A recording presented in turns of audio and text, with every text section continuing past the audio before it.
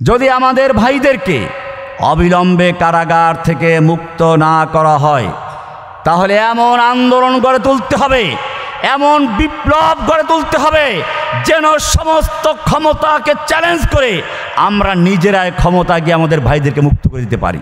আফগানিস্তানে যেমন তালেবানরা কারাগারের গেট খুলে দিয়েছিল, জসিমউদ্দিন রহমানি নিজ দায়িত্বে সারা বাংলাদেশের কারাগারের জেলগুলো খুলে দেবেন ইনশাআল্লাহ।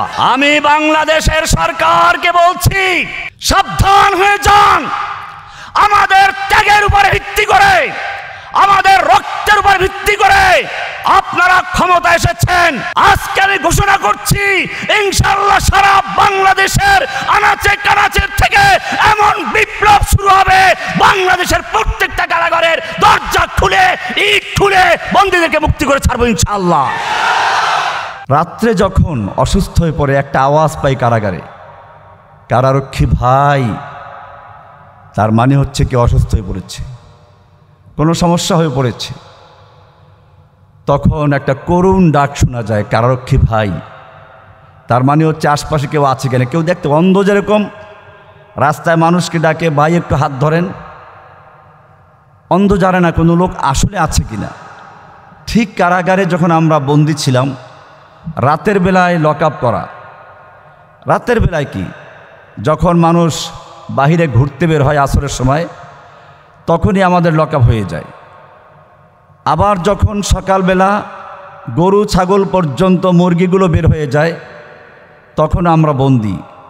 আবার ডাক, কারারক্ষী ভাই লক আপটা একটু খুলবেন। আমার মনে পড়ে আমি একবার এক কর্মকর্তাকে বলেছিলাম যে সকালবেলা পারলে একটু সকালে খুলে দিবেন, কারণ আমি তো গ্রামের ছেলে। সকালবেলা মোরগের খাঁচাগুলো দেখতাম, মুরগি মোরগ যেখানে থাকে, একটু দেরি হয়ে গেলে ঠোকরাঠুকরি শুরু করে দেয়। আমাদের উপর অস্থির লাগে। যেই টাইমটা আপনাদের খোলার সময়, ওরা আসে, গল্প করছে, দাঁড়িয়ে আছে, ঘন্টা পড়ে গেছে। 3 বাড়ির পরে খুলে দেওয়ার নিয়ম, কিন্তু চলে যাচ্ছে, ঘন্টায় ঘন্টা বের হয়ে যাচ্ছে, ওরা গল্প করছে। কারণ ওদের তো কোনো সমস্যা না, ওরা তো বাইরেই আছে। আমাদের শুধু বারান্দাটা খুলে দেওয়া হতো, বারান্দা। এই কারণে আমার শেখ আব্দুল্লাহ আল আজ্জাম রহমতুল্লাহ একটা কবিতা মনে পড়ে, কাইফাল করার ওয়া কাইফা ইয়াহদাউ মুসলিমুন। একজন মুসলিম কি করে আরামে ঘুমায়, কি করে সে শান্তিতে বসে আছে, অথচ তারই ভাইয়েরা, তারই বোনেরা কারাগারে নির্যাতিত নিপীড়িত অবস্থায় আছে। এক একজন বোনকে কারাগারে ধর্ষণ করা হয় এবং তারা বাঁচানোর জন্য তাদের হাত ছাড়া আর কিছুই নেই। শেষ পর্যন্ত তারা বলে, হায় আফসোস, আমরা যদি দুনিয়ায় জন্মগ্রহণই না করতাম। এই চিৎকার আমাদের বোন আফিয়ার থেকে আসে। এই চিৎকার আমাদের বাংলাদেশের কারাগারে আমাদের বোনেরা অনেকেই আছে, আমরা তাদের চিনি না, জানি না। সেজন্য আসলে ওয়াজ করলে অনেক কিছু করা যায়। আমার কাছে মনে হয় যাদের আল্লাহ সুবহানাহু ওয়া তাআলা কবুল করেন, তারাই কেবলমাত্র এই ধরনের কাজের সঙ্গে যুক্ত হতে পারে। আমার মনে পড়ে যেদিন আমি জেলে থাকা অবস্থায়, আপনারা জানেন না, জেলখানায় আমাদেরকে হত্যা করার প্ল্যান করা হয়েছিল 5ই আগস্টের পরে 6 তারিখে সকালবেলায়। সেদিন বারবার আমাদের বিল্ডিংয়ে হামলা হচ্ছিল, কিন্তু ভাগ্যক্রমে আমি ওই দিন আমার কয়েকজন ভাই ছিল যারা সিনিয়র বিএনপির নেতা, ওনারা বলেছিলেন, জসিম ভাই আপনি একটু আজকে সরে থাকেন, অন্য জায়গায় চলেন। আমি ওনাদের কাছে চলে গেছিলাম। এরপরে এসে দেখি যে আমার রুমের ভিতর অনেকগুলো তাজা গুলির খোসা। আমি একজনকে জিজ্ঞেস করি, এগুলো কিসের? ওই যে আনার হত্যা মামলার আসামি, কী যেন নাম, শিমুল ভুইয়া, ও ছিল তখন আমার পাশের ব্লকে। তো ও বলল, জসিম ভাই এগুলো সবগুলো AK-47 গুলি, সবগুলো তাজা খোসা। একটা দাঙ্গা লাগানোর চক্রান্ত হয়েছিল, সেটা এই যে এখানে কয়েদি এবং হাজতিদের মধ্যে লড়াই হয়েছে। ওরা নিজের আগুন দিয়েছে এবং এর নেতৃত্বে ছিল বিশ্বজিৎকে পিটিয়ে করেছিল যে শাওন। এই শাওন ছিল তখন কয়েদিদের নেতা, জেলখানার বড় নেতা। তার নেতৃত্বে বিভিন্ন জায়গায় আগুন লাগানো হয়েছে। আগুন লাগানোর পরে দেখানো হচ্ছিল যে দাঙ্গা হয়েছে, কিন্তু আলহামদুলিল্লাহ আমার ভূমিকা ছিল কঠিন। আমি প্রত্যেকটা জায়গায় বলেছি, আমাদের ভাইদেরকে আপনারা কেউ খবরদার ওদের ফাঁদে পা দিবেন না, প্রত্যেকে নিজ জায়গায় বসে থাকেন। আমি সেদিন মাইক নিয়ে অঙ্গীকার করেছিলাম আমি বের হলে পরে চেষ্টা করব আপনাদের সকলকে বের করার জন্য। কেউ বিশৃঙ্খলা করবেন না, কারণ আপনারা এমন একটা জেলে যেখান থেকে আসলে বের হতে পারবেন না, বা বের হলেও আপনারা বেশি দূর যেতে পারবেন না। তার চেয়ে থাকেন, দেখি আল্লাহ যদি রাস্তা খুলে দেয় আপনারা বের হতে পারবেন। আমি সেদিন এই অঙ্গীকার করেছিলাম আমার সঙ্গে যারা ছিল। এরপরে সেনাবাহিনী যখন বিকেলে ঢুকে, আমি সেনাবাহিনীকে রিসিভ করেছিলাম। আজকে সরকারের উচিত যেই বন্দীদের ত্যাগের উপরে ভিত্তি করে আপনার ক্ষমতায় আছেন, এটা মনে রাখতে হবে, ছাত্রদের আন্দোলনটা একদিনে হয় নাই। মজলুমদের তিলে তিলে তাদের আত্মীয় স্বজন, তাদের বন্ধুবান্ধব, তারা এই দেশের নাগরিক, আমাদের যারা ভালোবাসে, তাদের ঐক্যবদ্ধ আন্দোলনে ছাত্রদের নেতৃত্বে, হয়তো ছাত্ররা সামনে ছিল, পিছনে আমাদের ভাইরাই ছিল, তাদের নেতৃত্বে ঐক্যবদ্ধভাবে একটা আন্দোলন হয়েছে। সেখানে আপনারা ক্ষমতা এসেছেন। আপনাদের প্রতি আমাদের একটা বড় আশা ছিল। আমরা জেলখানা দেখেছিলামও যে যত সন্ত্রাস বিরোধী আইনি মামলা আছে, তথ্য প্রযুক্তি মামলা আছে, সবগুলোকে তুলে নেওয়া হবে। আমরা খুব খুশি হয়েছিলাম। কিন্তু এসে কি দেখলাম, আমার নিজের মামলায় এখন পর্যন্ত উঠ্য হয় নাই। বিশেষ করে যেই মামলাটা দিনে দুপুরে আমাকে অপহরণ করা হলো জামিনের পরে, হাসিনার পালানোর মাত্র 6 মাস আগে প্রচার করলো আমি বের হয়ে গেছি, আমাকে খোঁজা হচ্ছে, অথচ ভিতরে সিসি ক্যামেরা, বাইরে সিসি ক্যামেরা, যেখানে আমাকে নিয়ে রাখা হলো সেই বেইলি রোডের সিডিটিসি ভবনের সেখানে সিসি ক্যামেরা, আমাকে যেই রুমে গুম করে রাখা হলো সেখানে সিসি ক্যামেরা ছিল। এইরকম এই তথ্য প্রযুক্তির যুগে এত বড় ডাহা মিথ্যা কথা, আর সেইগুলো প্রচার করলো কালবেলা, তারপরে ডেইলি স্টার, প্রথম আলো, এই সব পত্রিকা ব্যাপকভাবে প্রচার করলো, প্রতিবেদন করলো। এরপরেও সেই মামলা পর্যন্ত এখন উদ্যোগ করা হয় নাই। এজন্য মনে রাখতে হবে, আমি আপনাদেরকে স্পষ্টভাবে বলি, যদি সত্যিকার অর্থে কারাবন্দী ভাইদের প্রতি আপনাদের ভালোবাসা থাকে, কিয়ামতের মাঠে যদি সত্যিকার অর্থে আল্লাহর কাছে জবাবদেহি করার থেকে বাঁচতে চান, এখনও সুযোগ আছে। সেই আশেকে রাসূল যারা আল্লাহর রাসূলের পক্ষে কথা বলার কারণে কারাগারে বন্দী হয়ে আছে, যারা আল্লাহর দ্বীনের পথে কাজ করতে বন্দী হয়ে আছে, যদি আমরা তাদেরকে মুক্ত করতে না পারি, কিয়ামতের মাঠে আল্লাহর কাছে জবাবদেহির কোনো পন্থা থাকবে না। আল্লাহর নবীর কাছে যখন আপনারা যাবেন, আমরা যাব, আল্লাহ নবী তাড়িয়ে দেবেন, সোহকান সোহকান তাড়িয়ে দেবেন। সেজন্য আমার এই কথাগুলো আসলে বের হচ্ছে না আজকে, কারণ আমি এখন দেখতে পাচ্ছি আমার ভাইরা সেই কারাগারে আছে। 10-11টা বছর পর্যন্ত, 11 বছর 16 দিন পর্যন্ত যাদের সঙ্গে ছিলাম, তারা সুযোগ পেলেই ফোন করে। আপনারা হয়তো জানেন না, এই যে প্রথম ঈদ কাটালাম বাইরে, আমি প্রথম যখন আমি খাসি জবাই করলাম একটা, মনে পড়লো সেই বন্দীদের কথা। আমি তাড়াতাড়ি আমার ভাতিজাকে বললাম, দেখো তুমি এই গোশতগুলো ভুনা করো। এরপরে আপনারা জানেন, নিজে সেই গোশত ভুনা করে তারপরে জেলখানায় গেছি। 2 মণ 2.5 মণ প্রায় হবে, নিয়ে গেলাম, নিজে গিয়ে দিলাম সেখানে। আলহামদুলিল্লাহ, সেখানে জেলার সুপারকে আমি ধন্যবাদ জানাই, তারা আমাকে অত্যন্ত সম্মান করেছেন এবং পুরা মাংসটা ভিতরে তারা নিরাপদে পৌঁছে দিয়েছেন। আমার প্রত্যেকটা মুহূর্তে মনে, কিন্তু কি আমি করবো কি, আমি নিজেও তো এখনও, আপনারা জানেন আমার উপরে এখনও নজরদারি করা হয়। আমি যেখানেই যাই, এই NSI, তারপরে আরও কিছু লোক আছে, আমি নাম বলতেছি না, এরা খোঁজ খবর নেয়, রেকর্ড রাখে, কোন কোন জায়গায় গেলাম, কে আমাকে দাওয়াত দিল। আপনারা কি বুঝতে পারছেন ঘটনাটা কি? এর মানে হচ্ছে তারা এখনও তালিকা করতে ব্যস্ত আছে এবং তারা আশাবাদী তাদের নেত্রী আবার আসবে, তারপরে এগুলো ধরে ধরে তারপরে আবার জেলে ঢুকাবে। এই আশা নিয়ে তারা আছে।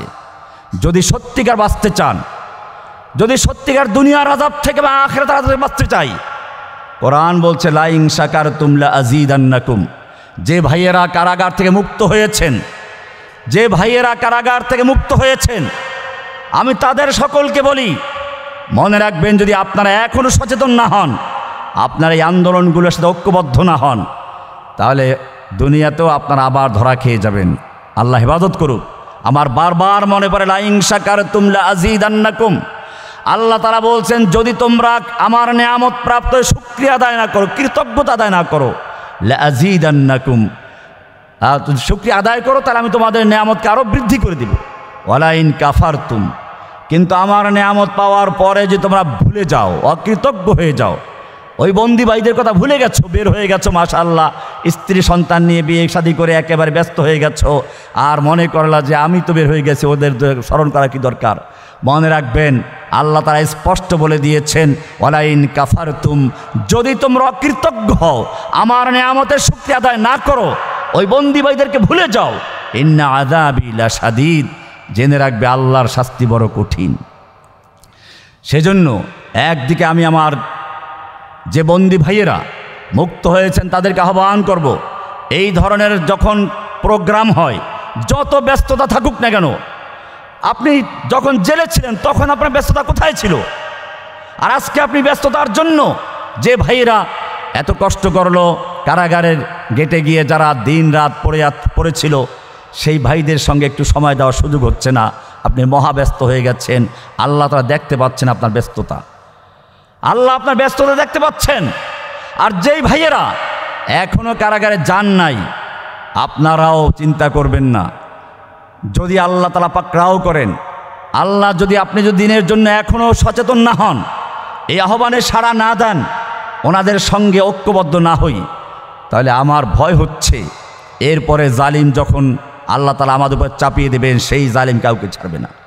আমি সরকারকে বলবো, এরকমভাবে যে ছাত্র ভাইরা আন্দোলন করেছে তোমাদেরকে বলবো, জেনে রাখো তোমাদের মধ্যে আমাদের মধ্যে দূরত্ব তৈরি করার চক্রান্ত চলছে।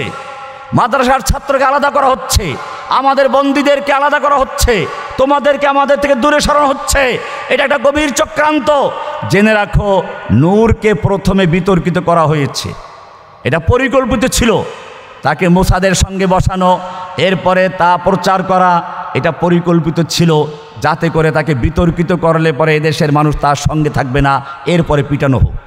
এভাবেই এক একজনকে এক একভাবে বিতর্কিত করা হবে। এক একজনকে বলা হবে উনি আসলেই জঙ্গি, ওরা আসলে অপরাধী। আমি আগেও বলেছিলাম, হাসিনার যুগে আমাদের নামে যত মামলা হয়েছিল সেইগুলো আমরা দাবি করেছি সবগুলো ভুয়া মিথ্যাবাদী। আমি বারবার বলেছি, বাংলাদেশে আনসারুল্লাহ বাংলা টিম নামে কোনো দলের অস্তিত্ব ছিল না। এখনও বলি, যেই সমস্ত সাংবাদিক, যেই সমস্ত ডেইলি স্টার আর ভারতের ৫ চট্টগ্রাম প্রথম আলোর সাংবাদিকরা এগুলো সাজিয়েছিল, সেই সাংবাদিকগুলো আমি চ্যালেঞ্জ করেছি, আদালতে চ্যালেঞ্জ করেছি, বাংলাদেশে আনসারুল্লাহ বাংলা টিম নামে কোনো দলের অস্তিত্ব ছিল না, ছিল না, ছিল না। আমি আদালতের সামনে দাঁড়িয়ে বলেছিলাম, যদি বাংলাদেশে আনসারুল্লাহ বাংলা টিম নামে কোনো দল থাকে এবং তার সঙ্গে আমার কোনো সম্পৃক্ত থাকে, আপনি প্রমাণ করতে পারেন, আমাকে জেলখানায় নেওয়ার প্রয়োজন নেই। জেলখানার চত্বরে একটা বড় ক্রেন লাগাবেন, উঁচু ক্রেন, তার সঙ্গে আমাকে ফাঁসি দিয়ে ঝুলিয়ে রাখবেন, লটকিয়ে রাখবেন দিনকে দিন, যাতে বিশ্ববাসী যেন বুঝতে পারে, জানতে পারে জসিমউদ্দিন রহমানী আদালতে মিথ্যা চ্যালেঞ্জ করেছিল। আজ পর্যন্ত সেই চ্যালেঞ্জ বাস্তবায়ন করতে পারে নাই, বরং আদালত রাজীব হায়দার হত্যা মামলার রায়ের কপিতে লিখে দিয়েছে, 280-82 পৃষ্ঠায় দেখবেন পরিষ্কার লেখা আছে, আনসারুল্লাহ জসিমউদ্দিন রহমানীকে আনসারুল্লাহ বাংলা টিমের আধ্যাত্মিক নেতা বা গুরু বা সদস্য বলা হলেও আদালত রাষ্ট্রপক্ষ তা প্রমাণ করতে সম্পূর্ণ ব্যর্থ হয়েছে। পরিষ্কার লেখা আছে। এরপরেও দেখবেন এদেশের কতগুলো বামপন্থী রামপন্থী সাংবাদিক এখন লিখে যাচ্ছে জসিমউদ্দিন রহমানী আনসারুল্লাহ বাংলা টিমের সভাপতি, গুরু ও মুক্তমুখ। এটা কেন? আপনাদেরকে বলছি আমি, জসিমউদ্দিন রহমানী কোনো চিন্তা নেই। ঠাসি যদি উপরে জবাই করে টানানো হয়, চামড়া নিচের মাথা নিচের দিকে উপরে দিয়ে সেই চিন্তা করে লাভ নেই। আমাদের মনে রাখতে হবে, আবু বকর রাদিয়াল্লাহু তাআলা আনহুর স্ত্রী বড় বোন আসমা রাদিয়াল্লাহু তাআলা আনহা, তিনি তার ছেলেকে বলেছিলেন আব্দুল্লাহ বিন জুবাইরকে, যে তুমি যদি হকের উপরে থাকো তাহলে লড়াই করে যাও, আর যদি মিথ্যা উপরে থাকো তুমি দুনিয়া তো ধ্বংস হলা, তোমার সঙ্গীদেরকে ধ্বংস করেছ, তুমি ধ্বংস হয়ে যাও। লড়াই করলেন, শহীদ হলেন। আমাদের মনে রাখতে হবে, যদি সত্যিকার অর্থে বাংলার জমিনে আমরা দিন কায়েম করতে চাই, বাংলার জমিনে যদি সত্যিকার অর্থে সাতেমে রাসূলদেরকে বাংলার জমিন থেকে বিতাড়িত করতে চাই, ঐক্যবদ্ধভাবে আমাদেরকে লড়াই করতে হবে। আমাদেরকে মনে রাখতে হবে, শুধু বক্তৃতা আর শুধু সেমিনার করে ক্ষান্ত হলে চলবে না। গ্রামে গঞ্জে শহরে সব জায়গায় শক্তিশালী, আমাদের সংগঠন শক্তিশালী করতে হবে। ভাইরা আমার, মূলত আসলে আমার এখানে আজকে কথা আসছে না, বলতে পারছি না, কারণ আস্তে আস্তে আমি খুবই বেশি ইমোশনাল হয়ে গিয়েছিলাম। তো যে বিষয়গুলো আমি বলতে চাই, যে আমাদেরকে আসলে ঐক্যবদ্ধ হতে হবে। জালিমরা বিভিন্ন চক্রান্ত করবে, এটাই স্বাভাবিক, কিন্তু আমাদের মনে রাখতে হবে জালিমদের সেই জালে, তাদের সেই ফাঁদে পা দিলে চলবে না। আমাদের ঐক্যবদ্ধ হতে হবে, আমাদের প্রতিজ্ঞা করতে হবে। যদি আমাদের ভাইদেরকে অবিলম্বে কারাগার থেকে মুক্ত না করা হয়, তাহলে এমন আন্দোলন গড়ে তুলতে হবে, এমন বিপ্লব গড়ে তুলতে হবে যেন সমস্ত ক্ষমতাকে চ্যালেঞ্জ করে আমরা নিজেরাই ক্ষমতা গিয়ে আমাদের ভাইদেরকে মুক্ত করে দিতে পারি। আমি সারা বাংলাদেশের যারা বন্দী আছে কারাগারে, সারা বাংলাদেশের কারাগারে যারা বন্দী আছে তাদের পরিবারকে বলবো, যদি সত্যিকার অর্থে এই বৈষম্যহীন কারামুক্তি আন্দোলনকে সাহায্য করতে পারেন এবং শক্তিশালী হতে পারে, ইনশাআল্লাহ আফগানিস্তানে যেমন তালেবানরা কারাগারের গেট খুলে দিয়েছিল, জসিমউদ্দিন রহমানি নিজ দায়িত্বে সারা বাংলাদেশের কারাগারের জেলগুলো খুলে দেবেন ইনশাআল্লাহ।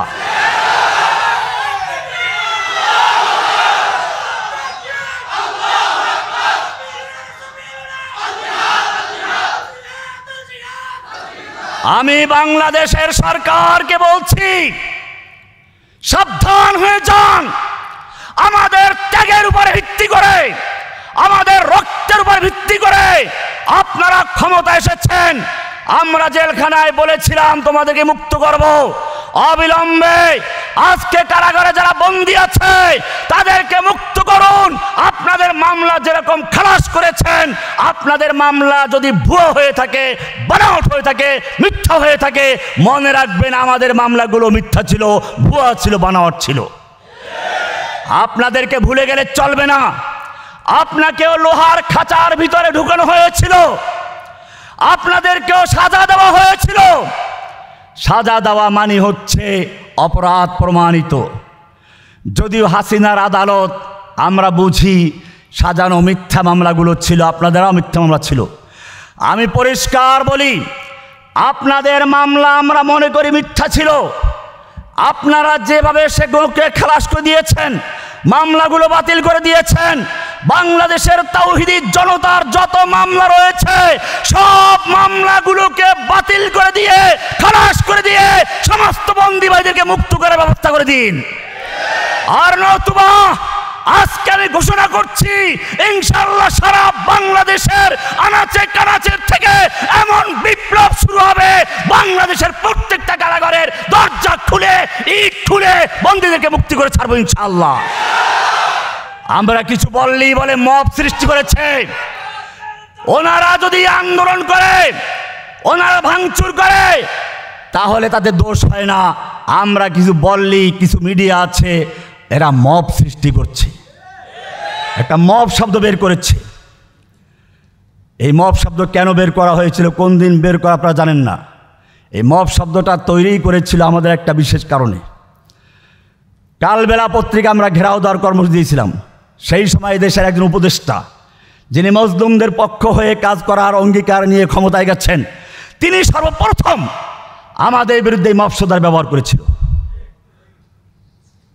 সুতরাং মনে রাখতে হবে, আমরা যখন কোনো কথা বলি, আমরা যখন আমাদের দাবির পক্ষে আওয়াজ তুলি, তখন আমাদের পিছনে এনে সাইকেল লাগানো হয়, গোয়েন্দা বিভাগের লোকদেরকে বানানো হয়। আমি পরিষ্কার বলি, সারা বাংলাদেশে এখনো যারা আমাদের লেগে আছে তারা হাসিনার দোসর, হাসিনার চামচা, হাসিনার গোয়েন্দা। জেনে রাখবা, যখনই তোমরা আমাদের পিছনে ষড়যন্ত্র করবে, আমরা তোমাদেরকে চিহ্নিত করে করে ইনশাআল্লাহ আবার তোমাদের বিচার করার জন্য প্রস্তুত হচ্ছি ইনশাআল্লাহ। যেভাবে জুলাই আগস্টে এই হাসিনার দোসরদেরকে বিচার করা হয়েছিল, ইনশাআল্লাহ তোমাদের বুঝে রাখতে হবে, এই দেশে আর কখনো হাসিনা ফিরতে পারবে না ইনশাআল্লাহ। তোমরা যদি সোজা হয়ে যাও তাহলে সোজা হও, আর যদি সোজা হতে না পারো, জেনে রাখবে এর পরের যে বিপ্লব শুরু হবে, তুফান শুরু হবে, সেই ইসলামের বিপ্লব, ইসলামের তুফান। ইনশাআল্লাহ সেই বিপ্লবের মাধ্যমে বিজয় এনে বাংলার ক্ষমতার মসনদ দখল করে তোমাদের বিচার করে ছাড়বে ইনশাআল্লাহ। কারাগারের সকল বন্দীদেরকে মুক্ত করে ছাড়বে ইনশাআল্লাহ। আমি ধন্যবাদ জানাই আজকের আয়োজকদেরকে, ধন্যবাদ জানাই আপনাদেরকে যারা কষ্ট করে এসেছেন। আমি মনে করছি আবারও বন্দি ভাইদেরকে, তোমরা সবর করো, ধৈর্য ধরো, ইনশাআল্লাহ আল্লাহ তোমাদের রাস্তা খুলে দিবেন, ইনশাআল্লাহ রাস্তা খুলে দিবেন। আল্লাহ মজলুমদের কান্দা শোনেন, মজলুমদের পক্ষে আল্লাহ সাহায্য করেন। আল্লাহ সুবহানাহু ওয়া তাআলা আমাদের কবুল করেন, আমিন। আসসালামু আলাইকুম ওয়া রাহমাতুল্লাহি ওয়া বারাকাতুহু।